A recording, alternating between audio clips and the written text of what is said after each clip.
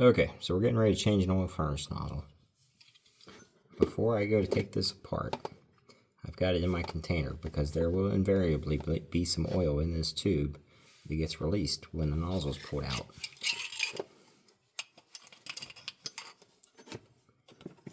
I'm just doing this with a pair of crescent wrenches. I know there are other ways to go about it, but that's how my grandfather did it. That's how I learned.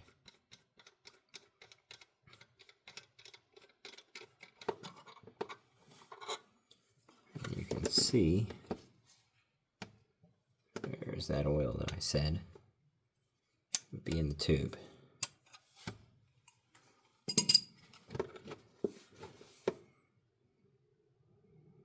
Make sure to check the size of the nozzle coming out. You will also check that against the rating plate, which in this case uses either a 1.1 or 1.25, 80-degree solid, or B. That matches what we have here of a 1.1.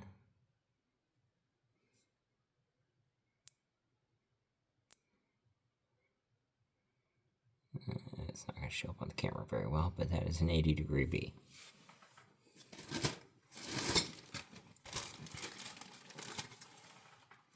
Now this is where you need to have that tube in your can of carb cleaner, because you want to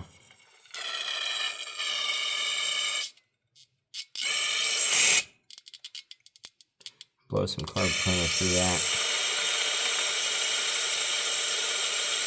You want to keep going until you're sure you're not getting any chunks out of the other end.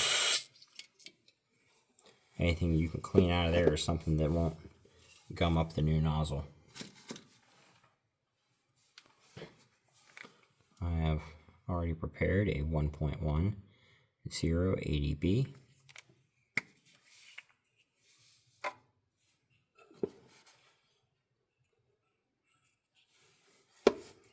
You know what, I'm going to do a little more cleaning before I go ahead and put that in. Okay, so while I was cleaning, I removed the electrodes. So they are way out of alignment. But that doesn't matter because I'm planning on adjusting the alignment with the Z gauge anyhow. What you do with that, you just take your Z gauge. It slides over the nozzle so it's all the way on. Then, here's where you can see it. Those 2 points come down, twist it just a hair here, where they're just inside the corners formed by the body of the gauge and that rectangle.